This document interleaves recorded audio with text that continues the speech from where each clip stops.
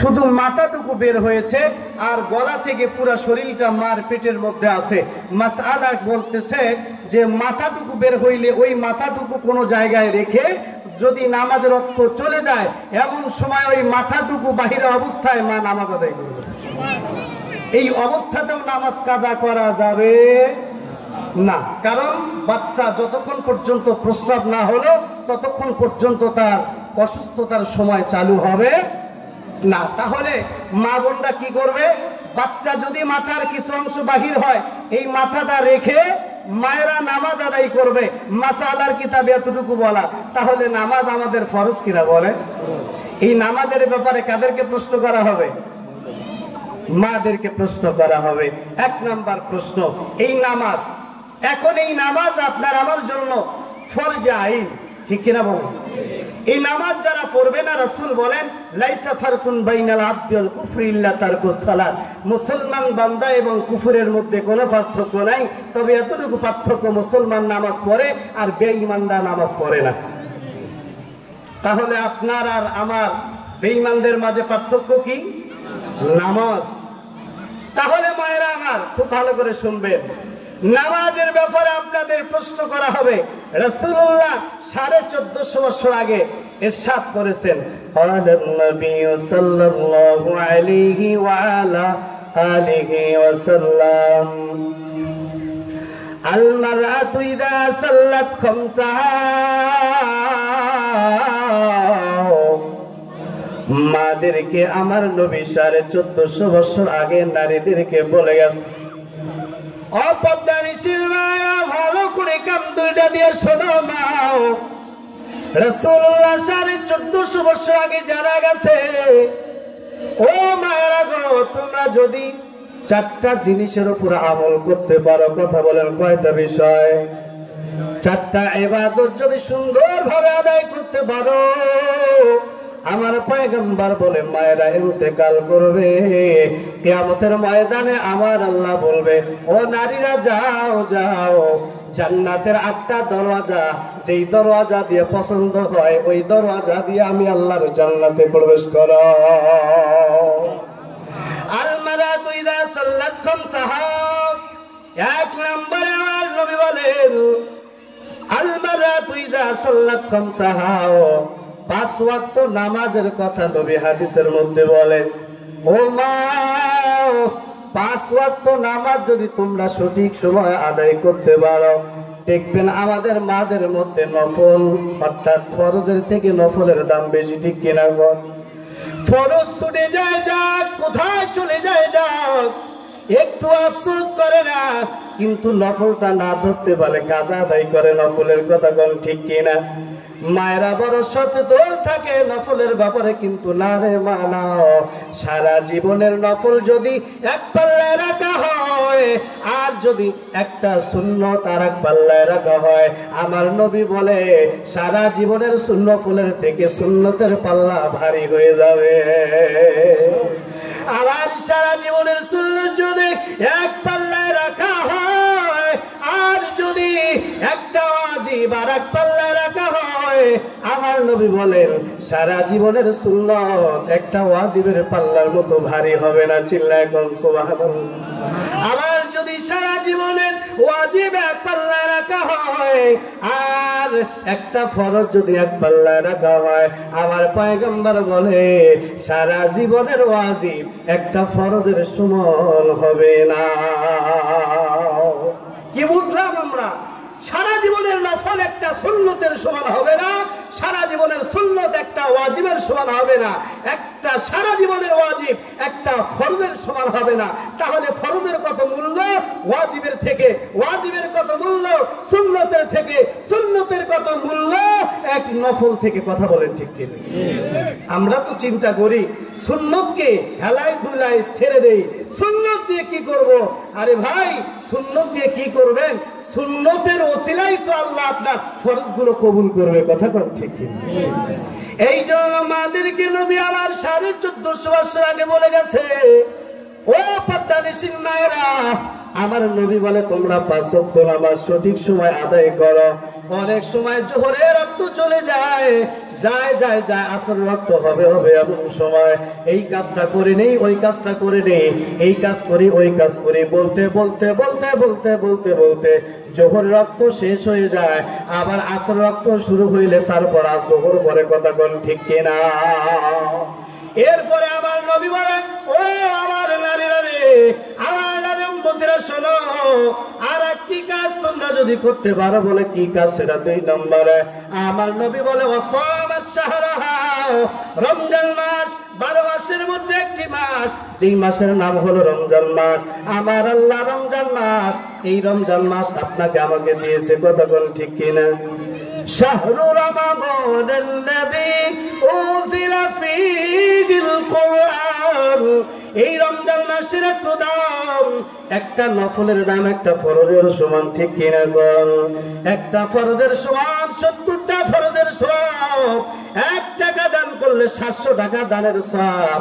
রমজান মাসে এত সওয়াব কেন রে বাবা?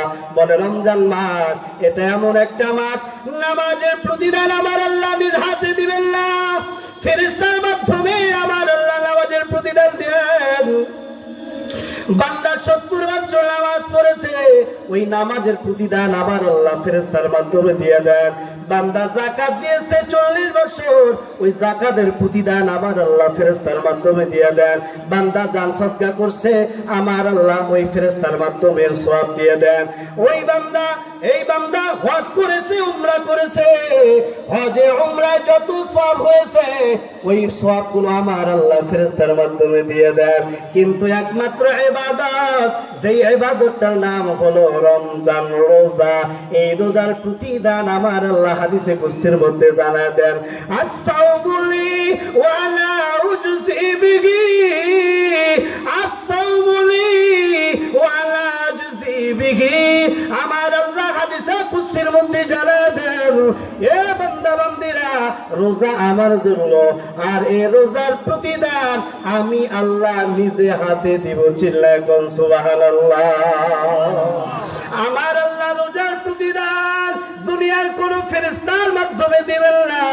এই জমিনের মধ্যে যদি আমার আল্লাহ বললেন আস-সাওমুলি ওয়া লা উজজি বিহি, আবার বলেন আজজি বিহি, আমার আল্লাহ বলে এই রোজার প্রতিদান আমি আল্লাহ নিজে দিব, আবার বলেন এই রোজার প্রতিদান আমি আল্লাহ নিজেই। সুবহানাল্লাহ, আস্তাগফিরুল্লাহ। এ পদ্মানিশীল মা, আমার আল্লাহ বলে রোজার প্রতিদান আমি আল্লাহ নিজেই। যারা কর্মচারী, যারা ফ্যাক্টরি, মিল ফ্যাক্টরিতে কাজ করে, প্রত্যেক মাসে মাসে ম্যানেজারের মাধ্যমে বেতন দেওয়া হয়, বিল দেওয়া হয়। 1 মাসে যদি মালিক বলে, ও আমার কর্মচারীরা, এই মাসে আমার ম্যানেজার বিল দিবে না, এই মাসে আমি মালিক নিজে তোমাদের বিল দেব। মুসলমান একটু আওয়াজ দিয়ে বলেন তো, প্রত্যেক দিনের ন্যায় আজকের একটু আলাদা কিছু পাওয়া যাবে কি যাবে না? যেহেতু মালিক নিজে দিবে, তার মানে আলাদা কিছু আশা করা যায়, ঠিক কিনা বল? হ্যাঁ, এই রোজার প্রতিদান আমার আল্লাহ নিজে নিজে হাতে দিবে। তার মানে রোজা যদি কেউ রাখতে পারো, আমার নবী 1450 বছর আগে জানা গেছে, ইদা উদিয়াল মাইতু ফি কবরিহি জাল কুরআন ইনদা রাসি ওয়াস সালাতু ইয়ামিন ওয়াস সিয়ামু আন শিমাল ওয়া সাইরুল হাসানাতি ইনদা রিজলাই। পয়গম্বর 1450 বছর আগে বলে গেছে, উম্মত ভালো করিয়া শোনো, যখন ইদা মানে তখন, উদিয়া মানে রাখা, মাইয়াত মানে মৃত বডিকে, আমার নবী বলে যখন মৃত বডিকে কবরের মধ্যে রাখা হয়, জাল কুরআন, যা মানে আশা, কুরআনুল মানে কুরআন, ইনদা মানে কাছে, রাসূল মানে মাথা। আমার নবী বলে জাল কুরআন ইনদা রাসি। আবার পয়গম্বর বলে মাইয়াতকে যখন কবরের মধ্যে রাখা হয়, ওই মাইয়াতের মাথার কাছে মহাগ্রন্থ আল কুরআনুল কারীম এসে দাঁড়ায়। চিল্লায় কোন সুবহানাল্লাহ। মহাগ্রন্থ আল কুরআন দাঁড়ায় যায়, ফেরেশতা এসে প্রশ্ন করার জন্য ঢুকবে মাথার দিক থেকে, ওই ফেরেশতাকে দাঁড় করায় দেয়, কোরআন, ও কোরআন তুমি কে? কোরআনুল কারীম। বলে আনাল কোরআন। বলে তুমি কোন কোরআন? বলে আমি তো সেই মহান রবের বাণী, মহান রবের কোরআন।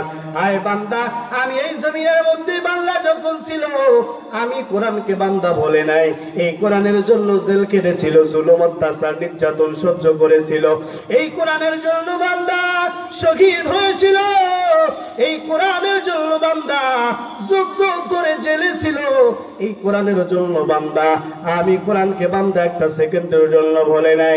সকালবেলা সূরা ইয়াসিন পড়েছে, আসরের পরে সূরা নাবা পড়েছে, মাগরিবের পরে সূরা ওয়াকিয়া পড়েছে, এশার নামাজের পর কবরের ভয়ে সূরা মুলুক পড়েছিল।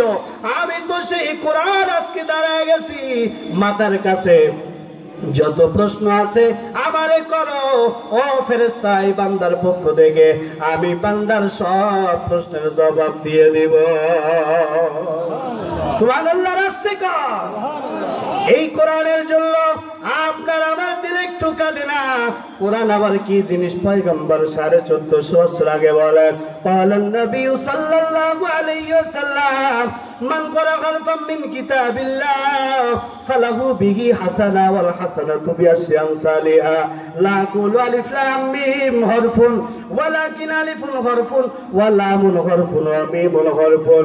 পয়গম্বর 1450 বছর আগে বলে, আমার উম্মতেরা, তোমরা যদি কেউ কোরআন থেকে একটি হরফ তেলাওয়াত করো, একটি অক্ষর তেলাওয়াত করো, আমার পয়গম্বর তোমাদের আমলনামার সঙ্গে সঙ্গে 10টা নেকি দিয়ে দিবে। কোনটা? কয়টা? 10টা। কয়টা? আমার নবী বলে একটা হরফ। কোন হরফ? বলে আলিফ একটা হরফ, বা একটা আলাদা হরফ, তা একটা পৃথক হরফ, সা একটা জুদা হরফ। কেউ যদি আলিফ একবার পড়ে তার আমলনামায় 10টা নেকি। সুবহানাল্লাহ। গল্লা কয়টা নেকি হয়? হ্যাঁ মুসলমান, সর্বর্ণ ব্যঞ্জন বর্ণ ক খ গ ঘ সরসরা রস্বই দীর্ঘই এ বি সি ডি আলিফ বে পে তে টে। কত পারা আছে? জীবনে যদি পণ্ডিত হও কোনো লাভ নাই, কারণ নবীও বলেন নাই, আল্লাহও বলেন নাই তোমার আমলনামায় একটা নেকি। কথা কোন ঠিক কি না? কোরআন একটা হরফ বললে 10 নেকি। কার কথা বলেন না? কার কথা? আমার নবী বলেন, লা কুলু আলিফ লাম মিম হরফুন। আমি নবী বলি না আলিফ লাম মিম একটি হরফ, বরং আলিফুন হরফুন, আলিফ একটি আলাদা হরফ, মিমুন হরফুন, মিম একটি আলাদা হরফ, লামুন হরফুন, লাম একটি আলাদা পৃথক হরফ। কেউ যদি আলিফ লাম মিম একবার তেলাওয়াত করে, আমার নবী বলে তার আমলনামায় আমার আল্লাহ একটা নয়, দুইটা নয়, আমার আল্লাহ তার আমলনামায় সঙ্গে সঙ্গে 30টা নেকি দিয়ে দেন। কয়টা নেকি দেন? 30টা নেকি দিবেন। তাহলে মা বোনরা যারা আছেন পর্দানিশীল, ও আমার মুসলমান ভাইরা যারা আমার সামনে বসে আছেন, রমজান মাস, এই রমজান মাস হলো কোরআন নাজিলের মাস। কথা কম ঠিক কিনা? এই রমজান মাসে কোরআন আল্লাহ নাজিল করেছেন। কেউ যদি এই রমজান মাসে খতম দিতে পারে, কোরআন নাজিলের মাসে খতম দিলে আমার আল্লাহ কোটি গুণ বেশি সওয়াব দিবে। চিল্লায় কোন সুবহানাল্লাহ। তাহলে রমজানে কোরআন পড়া দরকার আছে না নাই? আজকে 17 রোজা চলে যায় রে মা। কত পারা তুমি কয় পারা পড়লা, কয়বার কোরআন খতম করলা আমার জানা নাই। ও মা, দেখলাম রে মা মক্কা মদিনা, পরশুদিন থেকে উমরা থেকে আসলাম, মক্কায় দেখলাম, মদিনায় দেখলাম, হাজার হাজার মহিলারা কোরআনের হাফেজ, বসে বসে কোরআন পড়তেছে। কিন্তু আমাদের দেশে কোরআনের পড়ার কোনো রসম নাই। ঠিক কিনা গো? নাই, কোরআন পড়তেই পারে না, অথচ দুনিয়ার সব ডিগ্রি নেওয়া শেষ। তোমার একটু লজ্জা থাকা দরকার। তুমি মুসলমান, তোমার কমসে কম কোরআনটা শুদ্ধ করে শিক্ষা থাকা দরকার। কথা বলে ঠিক কিনা? আর বলবেন ঠিক কিনা? এই কোরআন আপনার আমার জন্য সুপারিশকারী হবে। আমার নবী বলেন, কোরআন হুজ্জাতুল লাকা আলাইক। এই কোরআন তোমার আমার জন্য জান্নাতে যাওয়ার টিকিট হবে। সুবহানাল্লাহ। দলিল হবে এই কোরআন। কাজী কোরআন মাথার কাছে এসে দাঁড়াবে। আমার নবী বলে, আসসালাতু ইয়ামিন, নামাজ ডান পাশে এসে দাঁড়ায় যাবে। নামাজ দাঁড়াবে প্রশ্ন করার জন্য, ফেরেশতা ঢুকবে, নামাজ ডেকে বলবে আমি নামাজ। বা খবরদার বান্দা ঘুমায় গেছে, ঘুম ভাঙায়ও না। বলে তুমি কি? বলে আমি নামাজ। আমি তো সেই কষ্টের দিনের নামাজ। বান্দা শীতের মৌসুমে কাঁপতে কাঁপতে ঠান্ডা পানিতে ওযু বানাইয়া শেষ রাত্রে উঠিয়া সবাই ঘুমায় গেছে, বান্দা যায় নামাজে দাঁড়ায়, নামাজে দাঁড়ায় গেছে। আমি তো সেই নামাজ ফরজ, আজকে বান্দার পাশে দাঁড়ায় গেছি। বান্দার দাঁড়ায় নামাজ পড়া ফরজ ছিল, দাঁড়ায় পড়তে পারে নাই। বান্দা বসে পড়েছিল, বসে পড়তে পারে নাই। বান্দা শুয়ে পড়েছে, শুয়েও পড়তে পারে নাই। বান্দা ইশারা ইশারা নামাজ পড়েছিল। আমি নামাজকে ভুলে নাই, আজকে আমি নামাজ তার পাশে দাঁড়ায় গেছি। খবরদার বান্দার ঘুম ভাঙায়ও না রে। আমি নামাজ যত প্রশ্ন আছে আমি বান্দা বান্দির পক্ষ থেকে সব প্রশ্নের জবাব দিয়ে দিব। তাহলে কিয়ামতের ময়দানে আমার আল্লাহ সর্বপ্রথম প্রশ্ন করবে নামাজের ব্যাপারে নারীদেরকে, ও পদ্মানিসীন মা। এরপর আমার আল্লাহ দ্বিতীয় প্রশ্ন করবে, বলো তোমার স্বামীর খিদমত কি করছিলা, স্বামীরে কতটুক মানছিলা, স্বামীরে কতটুকু আনুগত্য করছিলা। তিরমিজি শরীফের রাওয়ায়াতে আসছে, বিশ্ব নবী রাহমাতাল লিল আলামিন বলেন, নবীজি একবার কোথাও জানে যাচ্ছিলেন, যাওয়ার পথে হঠাৎ করে পাহাড়ি জঙ্গলা থেকে একটা উট বাগির হয়ে আসছে। আসার পর আমার নবীজির কদমের মধ্যে সালাম দিলেন, আবার সিজদা দিলেন। চিল্লায় কন্যা সুবহানাল্লাহ। সাহাবীরা দেখলেন কি ব্যাপার, জঙ্গলার উট কেন নবীজিরে সালাম দেন, কেন সিজদা করলেন? সাহাবীরা দেখে আফসোস করে নবীজিকে বলে, ইয়া রাসূলুল্লাহ, ইয়া হাবিবাল্লাহ, জঙ্গলার উট আপনারে সালাম দিয়া সিজদা করিয়া ধন্য হইল। ওগো পেয়ারা হাবিব, আমরাও একটু আপনার সিজদা করে ধন্য হতে চাই। আমার নবীজি ডেকে বলে, ও আমার সাহাবীরা, আল্লাহর পরে যদি আমি নবী কাউরে সিজদার কথা বলতাম, কাউরে যদি সিজদার নির্দেশ দিতাম, আমি বলতাম দুনিয়ার সমস্ত স্ত্রীরা যেন তাদের স্বামীদেরকে সিজদা করে। তাহলে কি বুঝলাম আমরা? ও পদ্মানিসীন মায়েরা, নবীজি বললেন যদি আল্লাহর পরে কাউকে সিজদার কথা আমি বলতাম, তাহলে বলতাম সমস্ত স্ত্রীরা যেন তাদের স্বামীদেরকে সিজদা দেয়। তাহলে স্বামীর দাম কম না বেশি? কথা কয় না বেশি। স্বামীর দাম কম না বেশি? আসতে কম কেন? নিজেরটা বেশি পেতে একটু খারাপ লাগে, কি বলেন? নারীদের আর পুরুষ স্বামী স্ত্রীর সমান সমান অধিকার, কিন্তু স্ত্রীর থেকে মর্যাদা স্বামীর অনেক গুণ বেশি। সমান অধিকার কিন্তু মর্যাদা কার বেশি? বলেন না কার বেশি? এটা কি আমার কথা? আবু দাউদ শরীফের মধ্যে আছে, আমার নবী বলে, কোন স্ত্রী যদি স্বামীর সন্তুষ্ট ক্রমে দুনিয়া থেকে বিদায় নেয়, তাহলে আমার আল্লাহ ওই স্ত্রীকে জান্নাত দিয়ে দেন। কোন স্ত্রীর সামনে, লাশের সামনে দাঁড়িয়ে স্বামী যদি বলে এই স্ত্রীর উপরে আমি রাজি, তাহলে স্ত্রীকে জান্নাত দিবেন কে? আল্লাহ। কন্যা কে দিবেন? কিন্তু আফসোস হইল আজকাল আমাদের মা বোনরা সব কিছু করে, স্বামীর যে হক আছে এটা বুঝতে চায় না। কথা কোন ঠিক কিনা? স্বামীর হক তারা বুঝতে চায় না। অথচ নবীজি বলে, অসামাস সাহারা, অসামাস সাহারা। এরপরে নবীজি বলতেছে রমজান মাসে রোজা রাখবে, ওয়াহসানাত ফারজাহা। এরপর তারা ফরজ বিষয়গুলো কি করবে? লজ্জাস্থানের হেফাজত করবে। ওয়াতাআত বালাহা। নবীজি বলতেছে যে স্বামীর কি করবে? আনুগত্য করবে। এখন স্বামীর আনুগত্য আমাদের মাঝে নাই। আফসোস বড়, স্বামীর যে হকগুলো আছে, কিছু হক আপনাদেরকে আমি বলি। এ মহিলা প্যান্ডেলের মায়েরা, যেই হকগুলো স্বামীর আল্লাহ দিয়ে দিছে, ওই হক যদি আপনারা আদায় না করেন, খোদার কসম করে বলি, আপনারা ঈমান নিয়ে দুনিয়া থেকে পড়তে পারবেন না। এক নম্বরে হক হইল, স্বামী যখন ওই স্ত্রীকে ডাক দেয় নিজের মনের আশা পূর্ণ করার জন্য, যদি শরীয়তে বাধা না থাকে, ও মা ও বোন, আপনারা কোনো সময়ের জন্য না করতে পারবেন না। এই সময় যদি না করেন, তাহলে আমার আল্লাহ আপনাদের উপরে নারাজ। নাউযুবিল্লাহ। এখন হুররা ডাক দিয়ে কইতে থাকে, আর হুররা লানত দিতে থাকে, দুনিয়ার নারী রে, আফসোস বড়, তোর মতো হতভাগার জমিনে কেউই নাই। তুই স্বামীরে দাম দাও না, অথচ আমরা জান্নাতি হুররা তোর স্বামীর জন্য অপেক্ষায় রয়েছি রে। কবে আসবে তোর স্বামী আমাদের জান্নাতে, আর আমরা কখন স্বামী বলে গ্রহণ করব, আর ওই স্বামী পাইয়া আমরা জান্নাতি হুররা তার উপর সন্তুষ্ট হয়ে যাব। আর দুনিয়ার সামান্য তুমি স্বামীর উপরে সন্তুষ্ট থাকতে পারো না। তুমি স্বামী এক কথা বললে, ডাইনে বললে বামে চলে যাও, বামে বললে সামনে চলে যাও। হায় কত আফসোসের কথা, স্বামীকে মানতে চাও না। অথচ বিবি আসিয়া স্বামীর জন্য, স্বামী এত তাকে জুলুম করেছে, কোনদিন স্বামীর জন্য সে বদদোয়া করেনি। সুবহানাল্লাহ কবেন না? ফিরআউনের নাম শুনছেন না আপনারা? ফিরআউনের বিবির নাম কি? ফিরআউনের স্ত্রীর নাম কি? ফিরআউনের স্ত্রীর নাম হলো আসিয়া। এই আসিয়া মুখ দিয়া বরবর করে কি যেন কয়। ফিরআউন ডেকে কয়, ও আসিয়া কি কও? আসিয়া কয়, আমার রব রে আমি স্মরণ করি। বলে, তোমার আবার রব কেনা?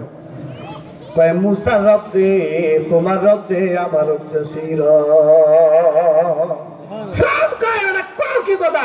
আমার রাজ্যে থাকো আমার স্ত্রী হইয়া, আমার রব্বুকুম আলা, আমি সব থেকে বড় খোদা, আমারে না মানিয়া তুমি মুসার রবের রব মানো, তোমারে রাখছি না কিছু। বাস আসিয়ারে শোয়াইয়া মাথার মধ্যে প্যারাক মারলো, হাতের তালার মধ্যে, পায়ের তালার মধ্যে প্যারাক মারে। ও পদ্মানিসীন নাও, আসিয়ার হাতের মধ্যে পায়ের মধ্যে প্যারাক মারা হইল।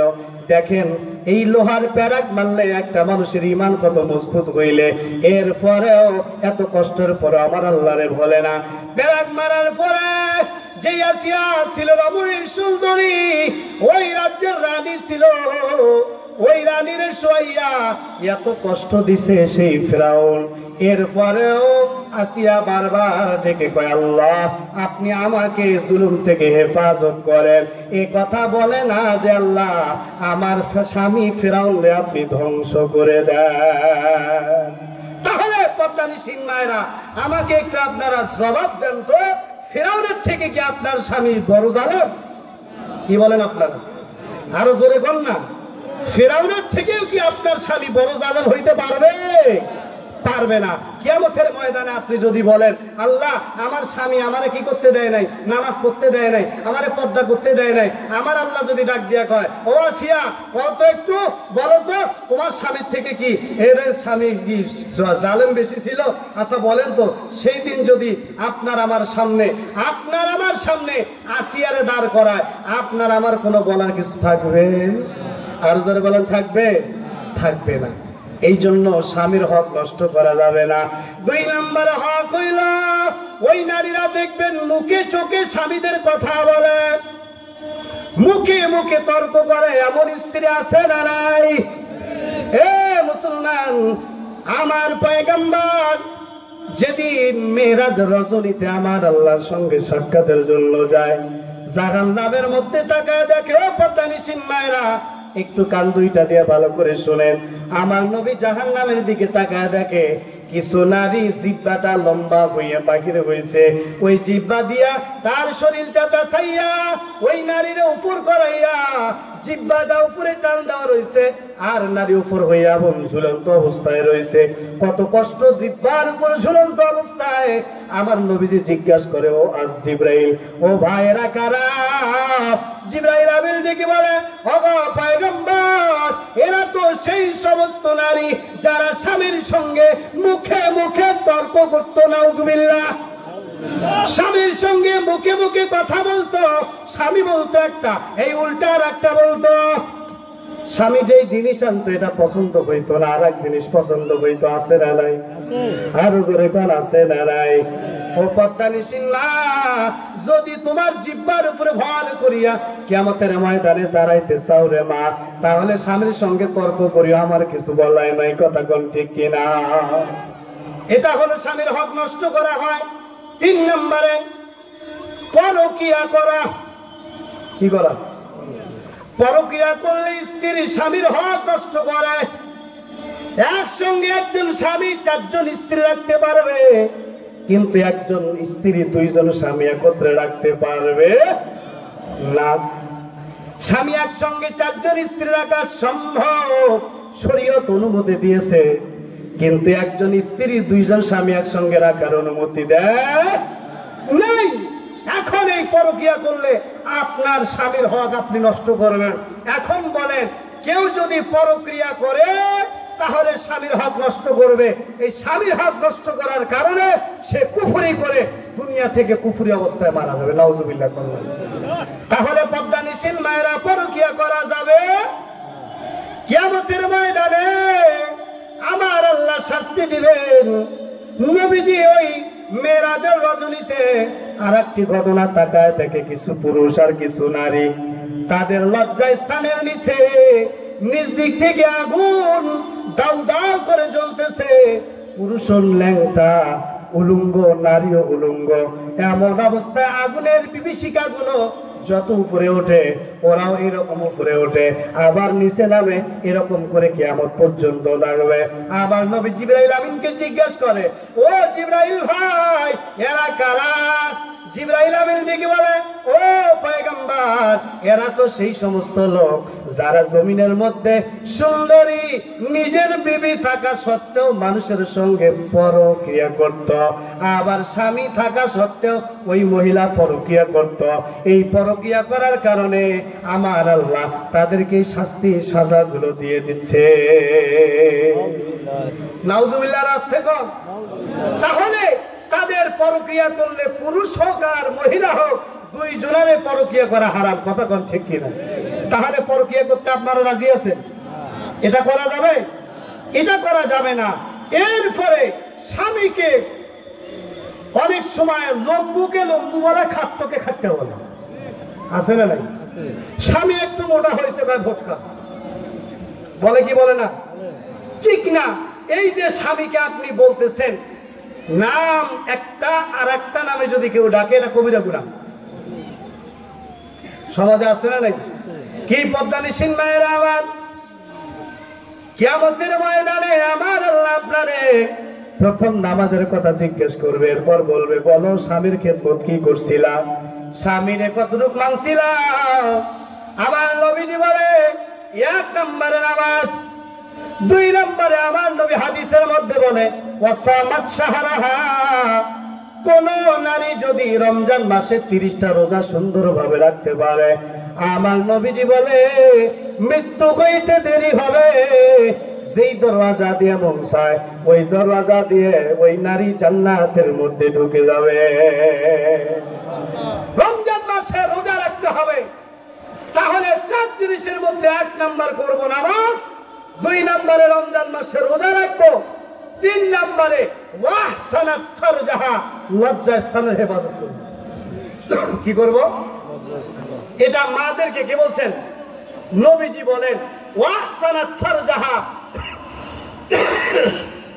নারীরা তাদের লজ্জা স্থানের হেফাজত করবে। লজ্জা স্থানের হেফাজত করা ফরজ। এখন লজ্জা স্থানের হেফাজত কেমনে করব? বড় আফসোস লাগে আজকাল আমরা আমাদের পর্দাই করতে চাই না। কথা কোন ঠিক কিনা? আচ্ছা, 14 জন নারী ছাড়া বাকি যতজন আছে সবার সঙ্গে পর্দা করতে হবে। কথা বলেন ঠিক কিনা? এর মধ্যে কি ভাবি পড়ে 14 জনের মধ্যে? কথা কয় না। এখন ভাবিকে যদি কেউ, ভাবির দিকে কেউ যদি তাকায়, গুনাহ না সওয়াব? কথা কয় না, গুনাহ না সওয়াব? থানবী রহমাতুল্লাহি আলাইহি বলে, একবার চোখের হেফাজত করা 10,000 রাকাত তাহাজ্জুদের থেকে উত্তম। কয় হাজার রাকাত?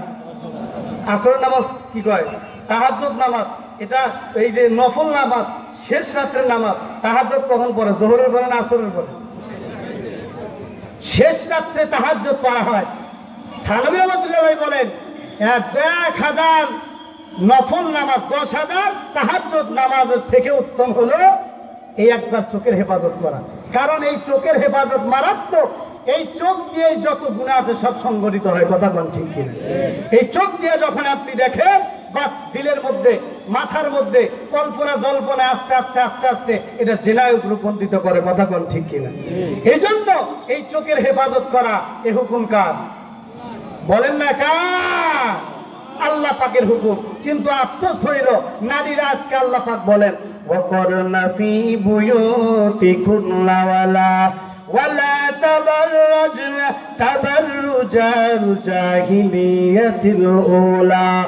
আল্লাহ রাব্বুল আলামিন কুরআনুল কারীমের মধ্যে 1450 বছর আগে জানায় দিলেন, ও আমার বান্দা বান্দিরা রে, ও নারীরা, তোমরা জাহালিয়াত যুগের নারীদের মতো নিজেদের অঙ্গকে সহ্য করিয়া ওই নারীদের, বেহায়া নারীদের মতো রাস্তায় বাহির হইও না।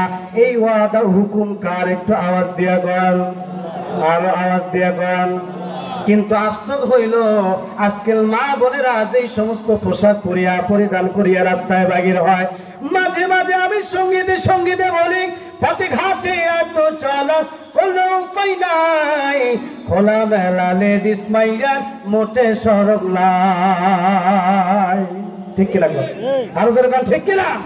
পথে ঘাটে আর তো চলার কোনো উপায় নাই, খোলা মেলা লেডিস মাইয়ার মোটে শরম নাই। ঘরে খোলা মেলা লেডিস মাইয়ার মোটে শরম নাই। এত পাতলা জামার ওদের ল্যাংটাই যেন দেখা যায়, বোরকা তো নয় নতুন ফ্যাশন, রূপটাই আরো প্রকাশ পায়। ঠিক না বেটি? আরো জোরে কম না? সেই বোরকা মা বোনেরা পরে, এটা কি বোরকা হয়? বলেন তো এটা কি ফ্যাশন? একজন বলছেন ফ্যাশন, আসলে এটা ফ্যাশন।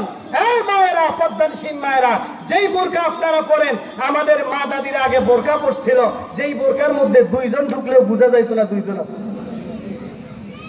হ্যাঁ, কিন্তু এত ঢিলা ঢালা ছিল। কিন্তু বর্তমানে বোরকাগুলো এমন টাইট ফিটিং, যেখানে মনে হয় 2-4টে সুই ঢুকাইলে বোঝা যাবে। আরো জোরে কোন ঠিক কিনা? আরো জোরে কোন ঠিক কিনা? ও মুরব্বী বাবাজিরা, আপনার ঘরে যদি পর্দার পরিবেশ না থাকে, তাহলে হাদিসের মধ্যে আসছে, দেখেন, কেউ যদি চোখের হেফাজত না করতে পারে, তার শহীদের মর্যাদা, তার শহীদের মৃত্যু কোনোদিন তার হবে না। চোখের হেফাজত যে করতে পারবে না, সে কোনোদিন শাহাদাত বরণ করতে পারবে না। তাহলে আমাকে শহীদের মৃত্যুর জন্য চোখের হেফাজত করা একেবারে ফরজ। কারণ শহীদি তামান্না আমার দিলে আছে না নাই? আরো জোরে বলে আছে না নাই? তাহলে এই নারীদেরকে আমরা রাস্তায় বাহির করছি আজকাল। যেই জামা পরা দরকার এটা পরাই না, উল্টা জামা পরায় রাস্তায় বাহির করি। এই জন্য আমার নবীজি বলে, খবরদার, ওয়াহসানাত ফারজাহা, তোমরা তোমাদের লজ্জাস্থানের হেফাজত করবা। এরপর নবীজি বলে, ওয়াতাত বালাহা, তোমরা তোমাদের স্বামীদের আনুগত্য করবা। স্বামী যেইটা বলে এটা শুনবা। এমনকি মা বাবার বাড়িতে যখন যাবা, স্বামীর অনুমতি নিয়ে যাবা। স্বামীর অনুমতি ছাড়া কোথাও যাওয়া যাবে না। কথা কোন না? স্বামীর অনুমতি ছাড়া কোথাও যাওয়া যাবে না। এখন স্বামী যদি অনুমতি আপনাকে না দেয়, আপনি যদি জোর করে যান, তবে যাইতে পারবেন। শরীয়তে কয়েকটা অনুমতি আছে। যেমন স্বামী, আপনার উপরে রোজা ফরজ, কি বলে, হজ ফরজ হয়েছে। এখন এই হজ আপনার উপরে ফরজ, স্বামীকে বারবার বলেন, কিন্তু সে হজে যাইতে দেয় না। এখন আপনি আপনার যাদের সঙ্গে সাক্ষাৎ করা জায়েজ আছে, এমন কোন পুরুষকে নিয়ে আপনি স্বামীকে না বলে হজে যাইতে পারবেন। বুঝতে পারছেন? যদি আপনার স্বামী আপনার ফরজের ক্ষেত্রে নিষেধ করে যে না, তোমার নামাজ পড়া যাবে না, নামাজ পড়া ফরজ না,